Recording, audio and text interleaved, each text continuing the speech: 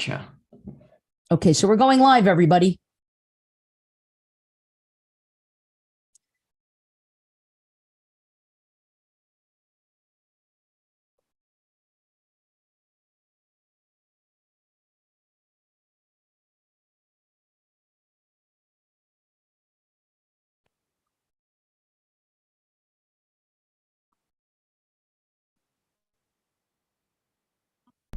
Good evening.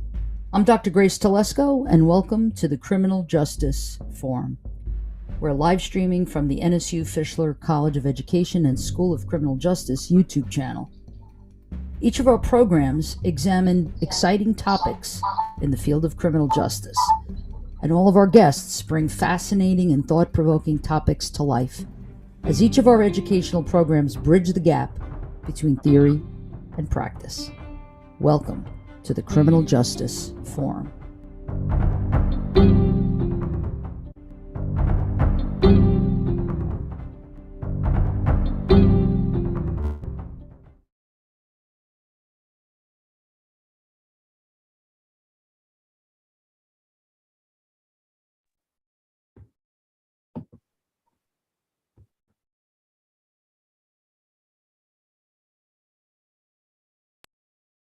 So welcome, everybody. I don't know if you all got a chance to see that little intro there. But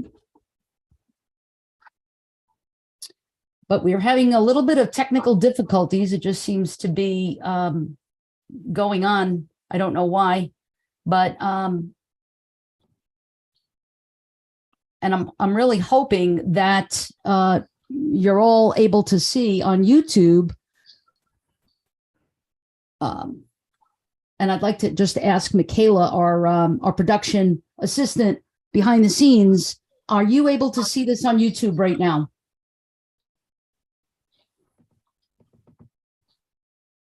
Michaela? Yes, I am. Sorry, I was trying to get it to. Okay, can you see? Are you seeing this on YouTube? Yes, I am. Okay, very good. Excellent. So, and I'm hoping that everybody got a chance to see that little video. Maybe I'll play it again. So while we're waiting for our guest to arrive, let's play it again. And Michaela, you can text me or in the chat and let me know that you are seeing it. Sounds good.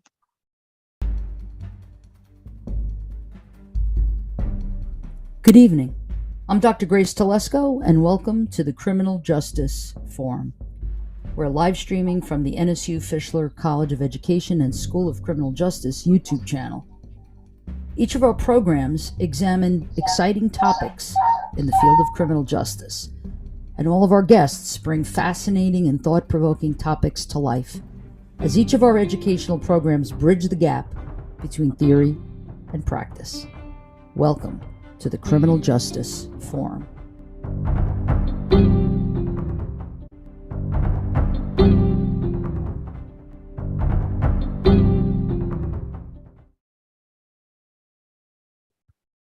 So again, welcome everybody. I'm sorry for the technical difficulties, and I'm also sorry for our guest is having some trouble. So I'm going to do what they say in show business. I'm going to vamp a little bit, and I'm going to stall. So again, I'm Dr. Grace Telesco. Welcome to the Criminal Justice Forum. We are live streaming again from Fischler College of Education, School of Criminal Justice. And we have a couple of folks with us live on the webinar. And tonight, my guest, hopefully we get to see him and we get to hear him at some point, is Joe O'Brien. Now, the interesting thing about Joe is that he's a former FBI agent and a PhD graduate from our program, PhD in criminal justice here at the School of Criminal Justice. And he's also an author of a book called Boss of Bosses, The Fall of the Godfather. And if you're a Netflix person and you love watching Netflix, you'll know that there's a series called Fear City, and Joe is featured in there. So it's been a fabulous series, by the way. So if you haven't watched it yet, you really should. And if you haven't read Joe's book, you really should. He also, his PhD and his dissertation was all about terrorism, and is also very interesting. We're not going to talk about that tonight, but we are going to talk about, hopefully, God willing, we get to talk to Joe and hear all about his time in the FBI, his time on this case, whatever it is that he could talk about, how difficult it was to secure warrants for surveillance and what goes into all of the legal aspects of obtaining a search warrant and obtaining a warrant in order to be able to do surveillance and bugs in cars, in homes, in restaurants, all of that. So as Joe is trying to get himself situated technically, I'm going to vamp a little bit. And what I'm going to vamp on is what happened today. What happened today is pretty remarkable in terms of high profile case.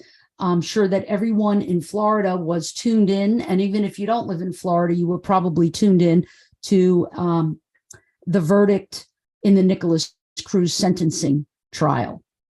And so I wanted to talk a little bit about that while we're waiting for Joe to be able to put his video on and see if he could hear us and all of that. And hopefully we do get to see and hear from Joe tonight. But in the meantime, as I was watching the verdict, what a lot of civilians may not understand is the nature of death penalty cases and the bifurcation issue. So if you were watching as intently as I was today on the verdict, there were a couple of things that actually made me think that they were going to come back with a verdict of yes to the death penalty. One of the reasons that I felt that way was because they came back so quickly, right? It was less than 24 hours that they had deliberated. But there were these two big factors that they had to look at. Number one was aggravating factors. And those aggravating factors kind of take the shape of the heinous nature of the crime, the depraved indifference, right, to human life, as exhibited by all of the victims left in Nicholas Cruz's path. Hold on a second, please. Did somebody mute Joe? I unmuted that. Okay, thank you. So as soon as Joe can get himself situated, we'll come right on. But right now I'm kind of doing a little bit of a sidebar, right? So Joey, please do me a favor. This is my production team behind the scenes. Joey, please make sure that that he, everything is good to go before we have Joe come on. So one of the things that the prosecution did was they took the jury to the crime scene. And as you know, like that building, if you've been watching the Nicholas Cruz case and you've been, staying on top of it, that that building has been maintained as a crime scene since 2018. And so students are still going to the school. High school students are still attending Stoneman Douglas, but that building is off limits. It's a crime scene. But now what they did was they took the jury there. And one of the reasons is it's a pretty gruesome scene, even though it's since 2018, everything has sort of been left in its place. Nothing has been cleaned up.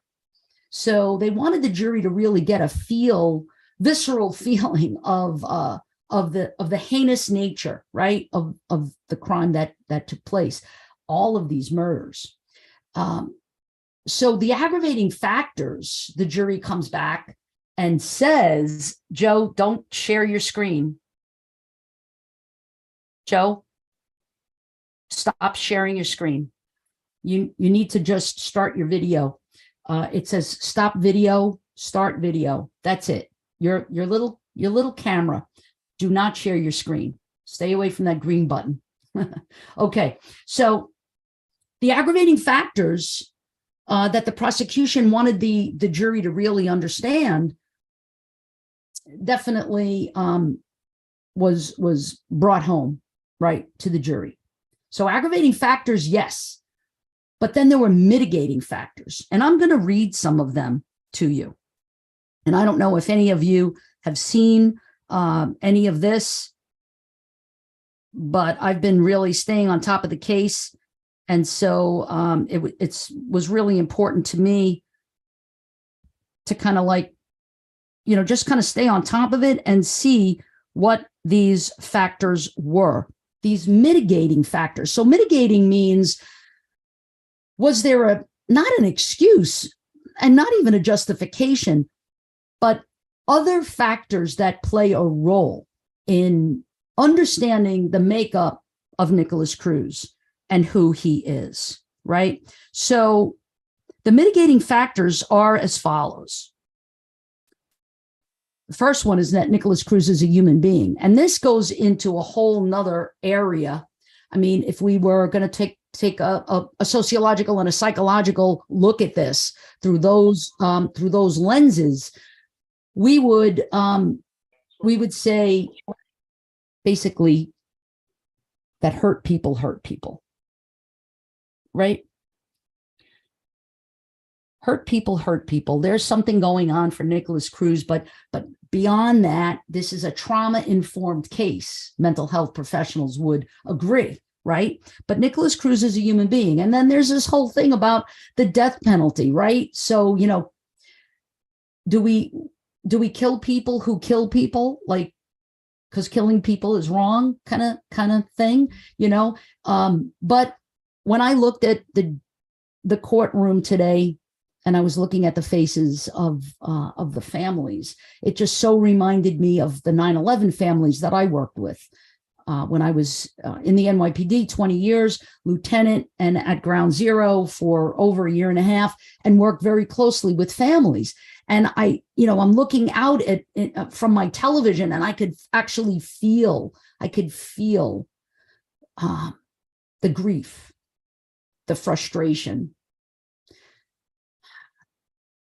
feeling distraught, right? This is what was coming off the screen to me from the families. And I don't know if anybody else could feel that, but I have a special place in my heart for families of victims because that was the job that I did before I retired. I ultimately retired in 2003.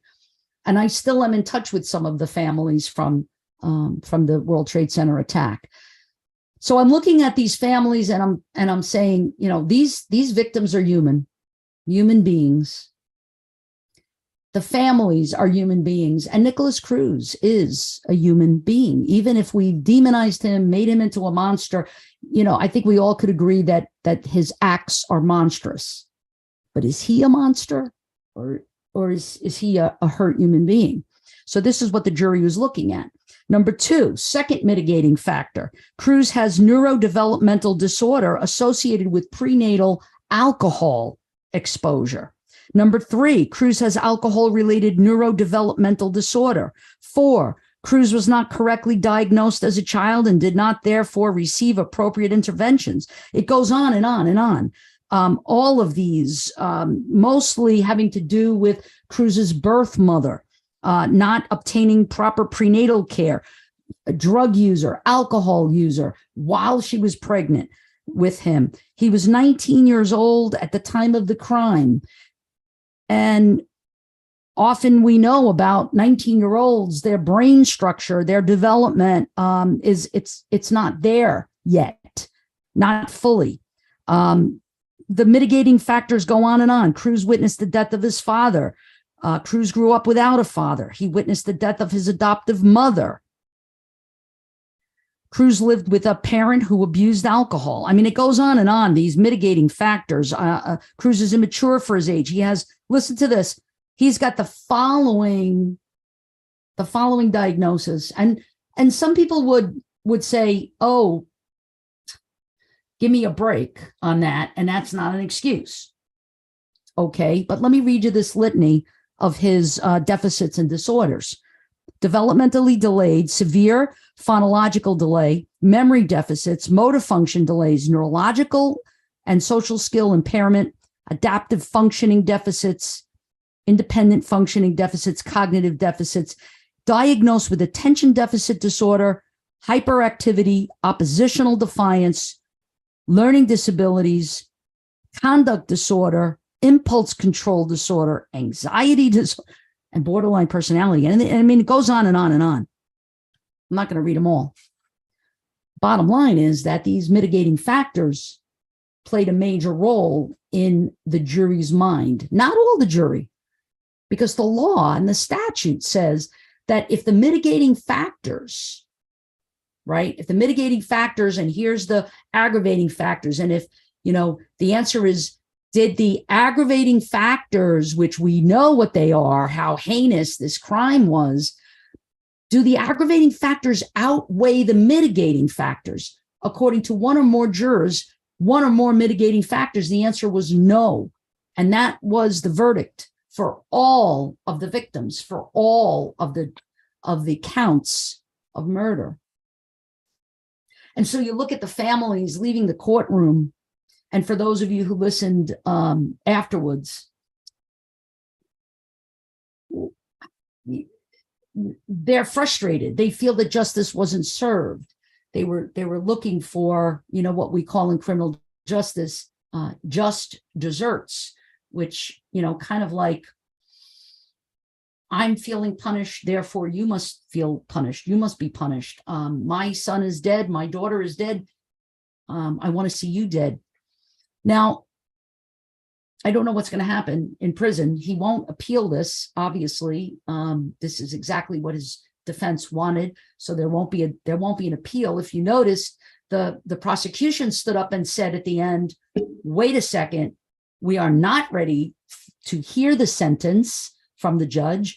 We want victims to have, the victims' families really, to have the right to share their thoughts in court. Even though they gave victim impact statements along the way, this is going to be now another opportunity for the families of the victims to have their say about how they disagree with this, verdict. So I'm gonna kind of like go right now to the audience, to our members that are here, our attendees, and see if anybody has any comments. You can just raise your hand. I'll give you mic privileges if you have any questions for me or comments, or, hey, debate, right? I mean, I feel conflicted. I will tell you that. I feel conflicted. As a mental health person, my PhD is in social work. With a mental health specialization, my master's is in CJ. I went to John Jay College, and I spent 20 years in law enforcement. But I have conflict with this whole thing. So I'm wondering if anybody else feels the same way. And I know that's not what you bargained for tonight. I know that you were looking to hear from Joe, and I'm hoping we can figure out a way. But in the meantime, I don't want to waste any more time on this. I would like to go to the audience, go to the attendees. Anybody who's watching us on YouTube as well, please feel free to either put something in the chat, or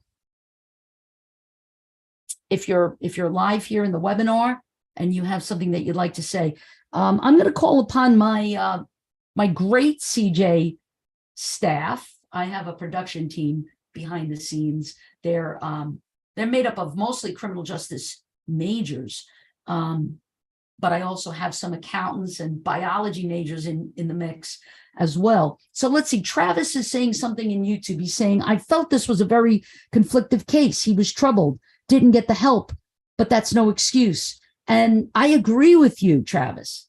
Yes, herein lies my conflict, right? I want to hear from the CJ. Let's hear from some of my CJ people. I'm going to just call on you. I'm going to go ahead and call on you. So Shannon, feel free, please, Shannon, to come on and talk about this. What was your reaction? What was your reaction today to the verdict? Yeah, so kind of when I woke up, I just saw it all over social media, the verdict and everything. So I watched a little bit of it.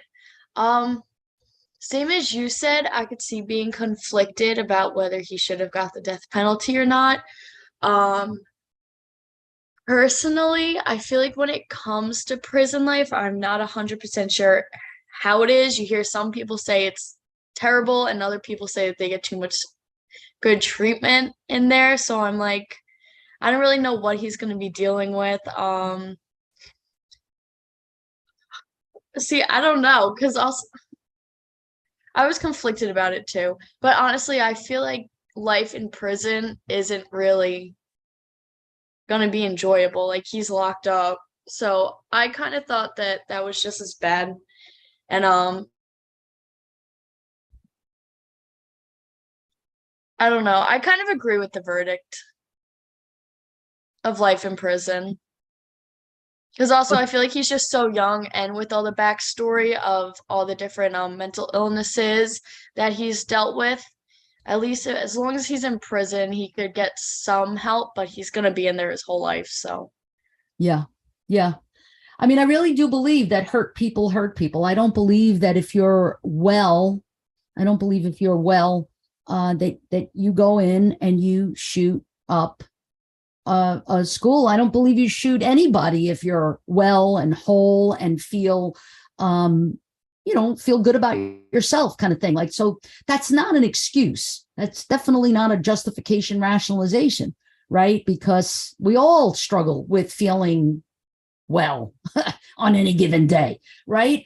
But that doesn't mean we go around shooting people, right? So, but then in comes now deterrence. How do you deter this? Now, we know that states that have the death penalty don't necessarily have lower homicide rates. So what does that tell us about deterrence, right? So it really speaks to more of just desserts, which you all learned in criminal justice. All right. Well, there's Joe O'Brien. But I'm going to just ask him to stop his video for a minute. I'm going to just take a couple of more. I'm just going to take a couple of more of our students. Okay. I'm just going to stop that video for a second. And I'm going to ask, is Alex on? Alex, can you come on? And I don't know, Alex, you work in a law firm. I know you do. And I know you're also interested in becoming a lawyer at some point. Can you come on, Alex? Where are you? Yeah, I'm here. My video is not starting for some reason. I can try again. I'm going to try again on my phone in a sec. Okay, so while we're waiting, I'm going to call on Tiffany. I'm going to ask Tiffany as another CJ major. And Travis, yes, I know that you are a CJ major at NSU. I knew that. So, Tiffany, can you come on? Hi, I'm actually having problems with my camera as well. I'm not sure what is going why. on. What you need to do a webinar on computers. Okay. Golly, I don't know. Let's see. Can I get all right, Alex, come on. I think it might be Zoom because it's not letting me join on my phone either. Like Zoom is telling me I can't share my camera. I don't know why that is. I don't know why that is. How about now? Try it now. Try it now. There you go, Alex. Great. Now you got a big beam of light coming through you like you're a saint. So could you move that? Is it possible for you to just kind of move so great. We're not blinded by the light. There you go. Alex, did you watch the verdict today? Did you hear anything about it? Was there any conversation or dialogue in your office where you work as in a law firm? What happened?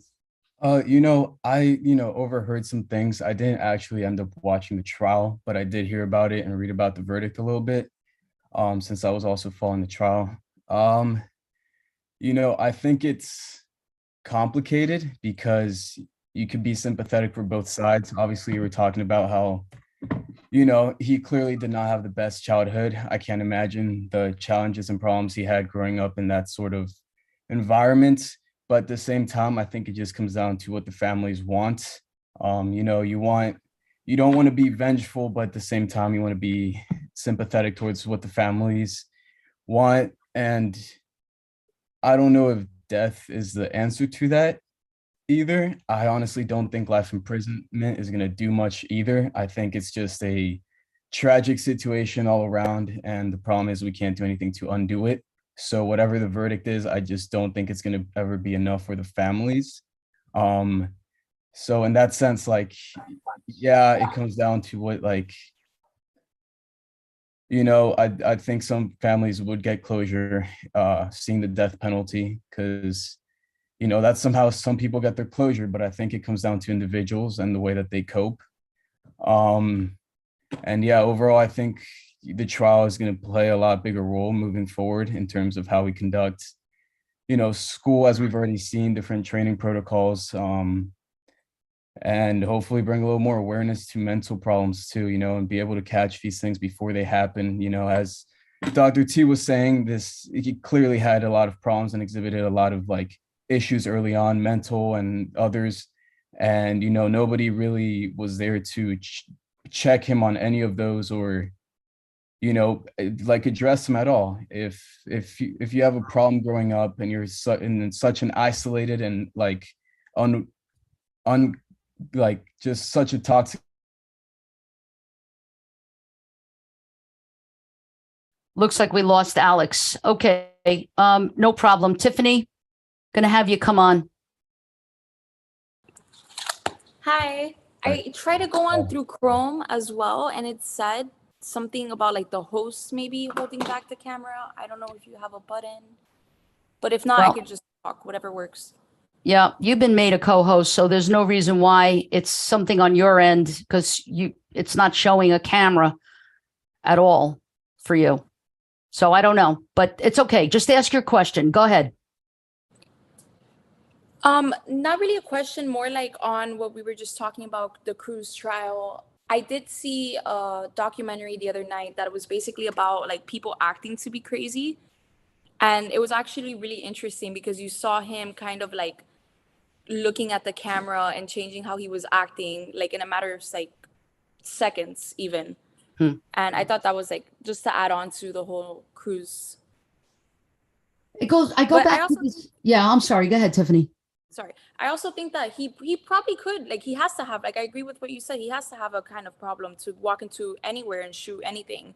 And the fact that he did like his own school, and that he even went, he asked one of the victim's brothers, I think it was, for a ride back home after.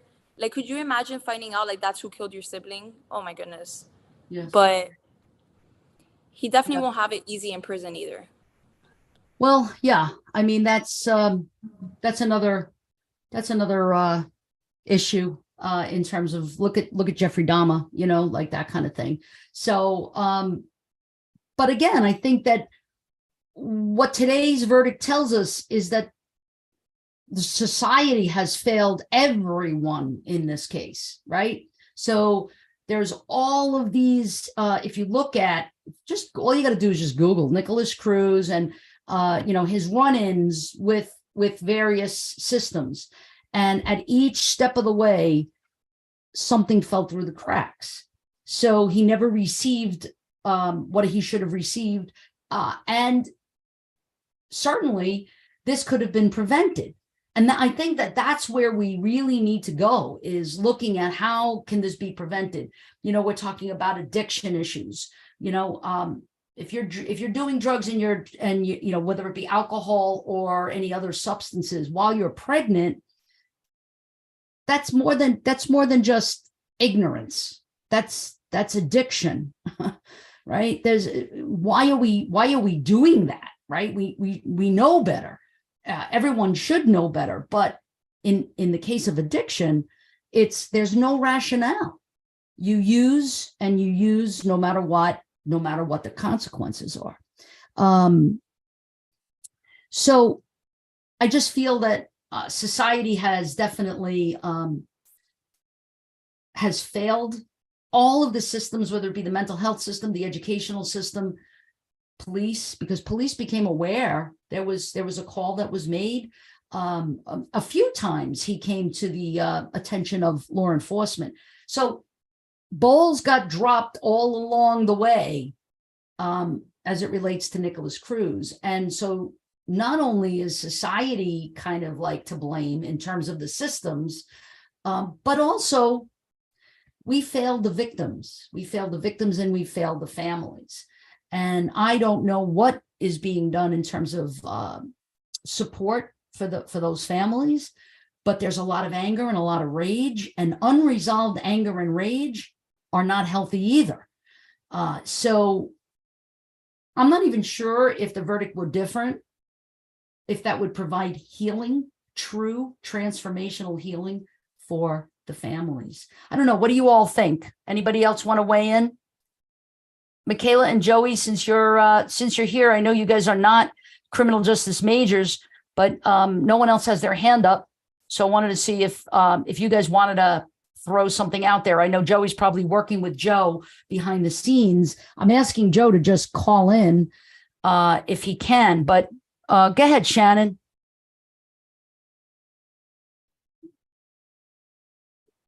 Yeah, I was just gonna add on to what you just said about no matter what the verdict was, I don't think it's gonna be closure for the families because as you brought up Dahmer, there was like the whole part like they were like, oh, sue the county for money and everything, and they were like, it doesn't matter how much money I get, I'm not getting my child back. And I feel like that would be the mindset of most people. So whether he got death or life in prison, I personally don't think I would feel closure because that's just someone else's kid. Not really an eye for an eye person in that case. It's just now someone else is just losing their kid as well. And that's something I don't want for anybody. So really, them losing their kid's not getting me my kid back. And I just feel like no matter what the verdict is, the family is not getting their closure, and it's going to be something hard that they're going to have to deal with. Excellent point. Really fantastic. Tell us again what you're going to do after you graduate. But you're a junior, right? Yeah, I'm a junior. You're a junior. So when and I know you've told me, but tell everybody else what you're going to do when you graduate. Yeah, so I'm in dual admission for the law school here. So I plan to go to law school, and I either want to go into criminal law or family law and deal with juveniles and all of that. And I know it's going to be something hard to deal with, but someone has to do it. And I feel like to be that type of lawyer, you have to really connect with children, and that's something that I'm good at. So great. Yeah. Thank you. So if I could do a commercial, if this were a real TV show, I would say, let's go to commercial right now. And I just wonder if somebody could tap dance a little bit. I would love to hear from some of the attendees. Come on, guys, aren't you from Alpha Phi Sigma? Because I need to explain how Joe calls in. It's in the email, but he's having difficulty finding it. So can I get a hand? Can somebody ask a question or tap dance around this? Somebody, anybody? Isaac, Jackie, Maldine, Maria, Stephen, Tina? No, nobody? All right. I'm gonna get Michaela on so that Michaela could tell us a little bit about what she thinks about the verdict. Go ahead, Michaela. Can you come on? Yep, and it's just loading of my camera real quick. All There right. we go. Okay, excellent. Because technology is Excellent. a wonderful thing. So I heard about it on the news, or just like through social media. And as Shannon and Dr. T have said, regardless of the punishment he's going to get, whether it's death or life in prison, it's still going to be impactful for the families because it's already been impactful for the families who lost people. And so yeah, and then sorry, I lost my train of thought there. Yeah, so I agree with the verdict of he should probably go to life in prison, because then like he won't be able to do it again.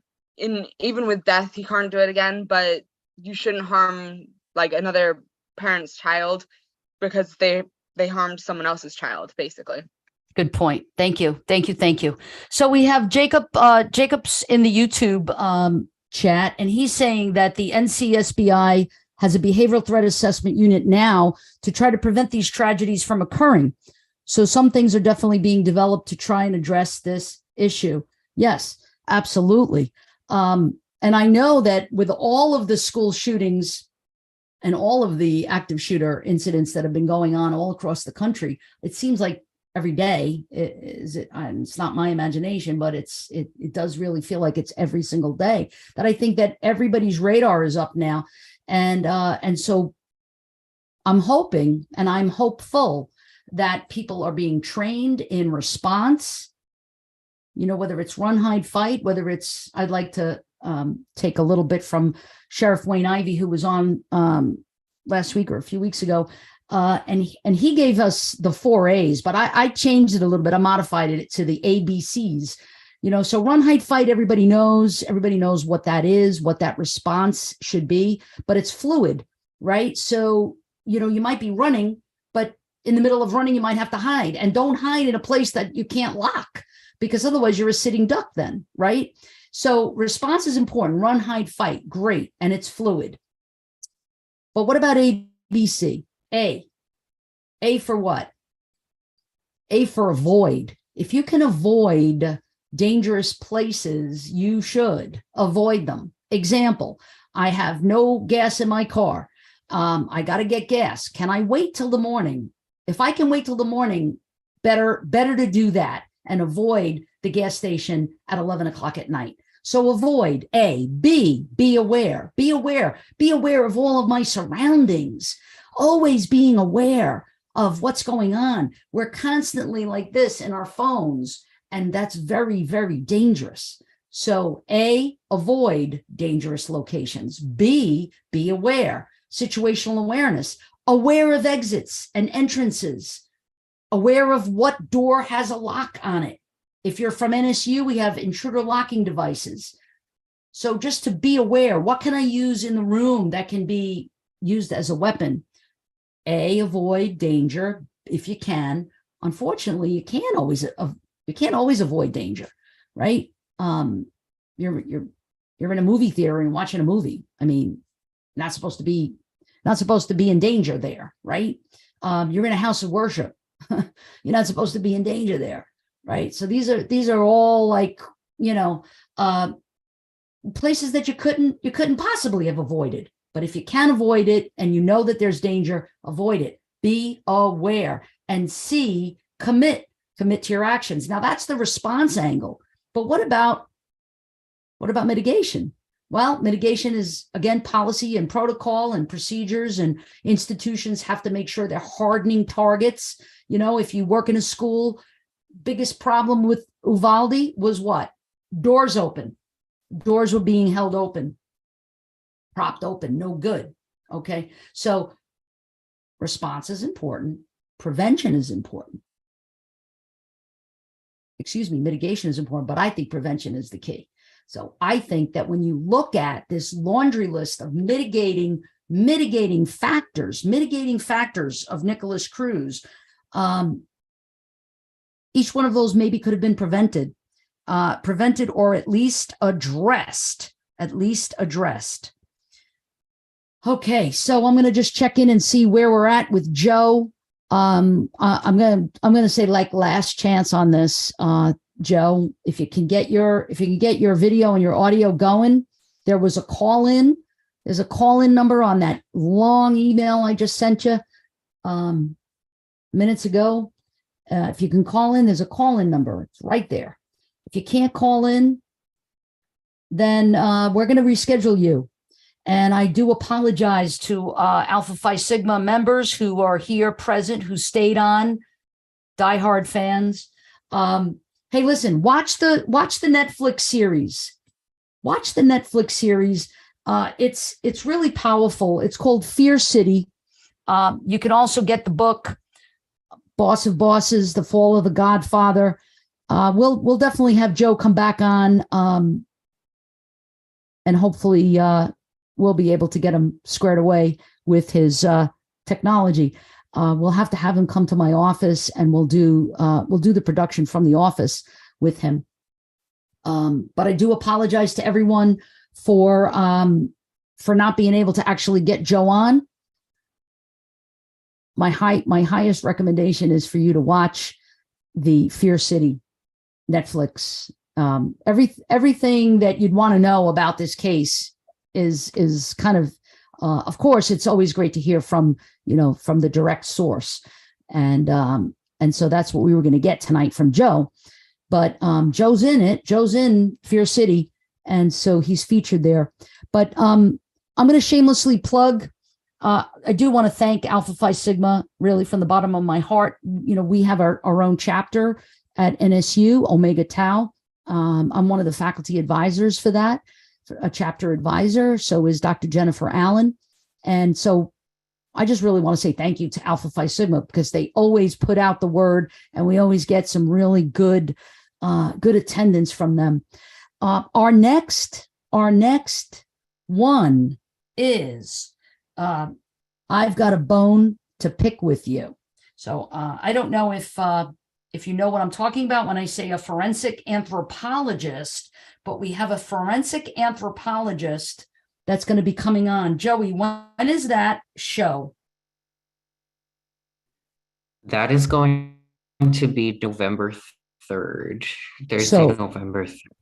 I'm sorry, Thursday, November 3rd. Yes? Yes. So 7 Alpha p.m. Phi Sigma, put it on your calendar, save the date, November 3rd, 7:00, right here. Dr. Teresa Lily White is a Yes. forensic anthropologist. And so the name of the show is I've Got a Bone to Pick with You. And she's going to go into detail about how bones can tell a story, and also, give you some information about time of death and how long the remains might have been there, and whether or not they're human remains or not. So that's going to be a fascinating one. Please join us then next season for the spring, starting in January. We've got an incredible lineup. I wonder if Joey can tell us a little bit about that lineup.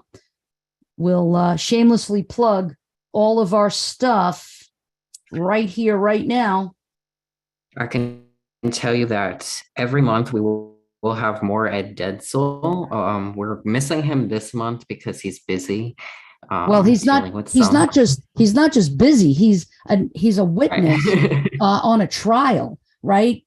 Based on someone who that he actually in the show featured, this missing persons case, and now he's being called to testify as an expert on the witness stand. So he's going to be traveling at that time, and that's the reason why he's not going to be able to be with us. But I think so, Joe yeah. has joined us through the I'm phone. sorry? Do you see Joe Yeah. through the attendees now through the phone? Oh, really? He's that number. I'm not sure how to make him to talk. Okay, I'm allowing him to talk. Joe, you got that's great. I vamped enough, man. It's 7:50. You got 10 minutes. You want to tell us a little bit about what it was like to be an FBI agent on this amazing case?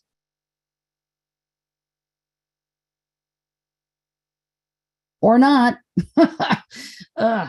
Okay. We're gonna have to just reschedule Joe. Not a problem. Joe, don't worry. We'll call you. We'll talk about it. We'll reschedule you for the spring, or maybe in December. Are you there now, Joe? Can you hear me? Very, very low, Joe. I think we're gonna just reschedule you, okay? Because we only got 10 minutes left. It's not a good connection. I can't really hear you that well. And I rather all of our viewers have the real full-on you presentation. Okay, so we'll talk. Our team will be in touch with you to reschedule you. I think we're kind of open in December, so maybe we could squeeze you in December. Is that okay? That's fine. Can you hear me? Yeah, it's really. It's better? It's not that great. No, it's not that great. Okay. So we're gonna just reschedule you. All right. And I do apologize again to all of our attendees. But That's okay. tell us something else, Joey. Can you tell me what we've got going on in January? Because I know we've got No Choking Matter with Dr. Sharon Plotkin, and perhaps Dr. Teresa Lily White coming back, and a medical examiner to talk about autoerotic asphyxiation, which is a very fascinating, unbelievably fascinating topic. So we have that coming up. We have also Carol Presson. Chief Carol Presson is going to be joining us, and she's going to talk about leadership. She's a female police chief of the Highland, Illinois Police Department, and she's going to be on the show as well. And then we have one other, Joey, it's escaping me right now. We have, well, like you said, Dr. Preston's coming. She's coming the first week of December. She's coming actually December 1st to talk to us about good police leadership. And next season, we're going to have, like I said, Ed Densel every month. He's the last Thursday of every month. So keep an eye out for that at 7 p.m. Right. And then No Choking Matter, right? Yes. I'm confirming the date for that right now. Yeah, we also have another one for our Alpha Phi Sigma people and anybody who's interested in this kind of thing, forensics. Ready for this? Listen to this. This is March 9th. Put it on your calendar. Maggots, Murder, and More. And that's with the forensic entomologist, Dr. Adrienne Brundarge from the Department of Entomology at Texas A&M. And that she's a forensic bug specialist. So, you can't make this up. But anyway, that's going to be really super exciting. All of our programming coming up in the spring is going to be fantastic. But so Alpha Phi Sigma, please be on the lookout for all of that that's coming up. Hannah, thank you. Please keep us updated on rescheduling with Joe. I will absolutely. And again, I apologize. Please, shameless plug, look in the YouTube chat for all of our programs that we have. We have an amazing, really kick butt undergrad program here at NSU. We have a great master's program, master's in CJ, and we have a PhD in CJ, which Joe, by the way, Dr. Joe O'Brien is a graduate. So thank you to all of our deans, Dr. Durham, Dr. Kushner, Dr. Castro, and thank you so much to my production team behind the scenes. Tonight was a rough one, but we made it. We did it. And thank you again for joining us for the Criminal Justice Forum.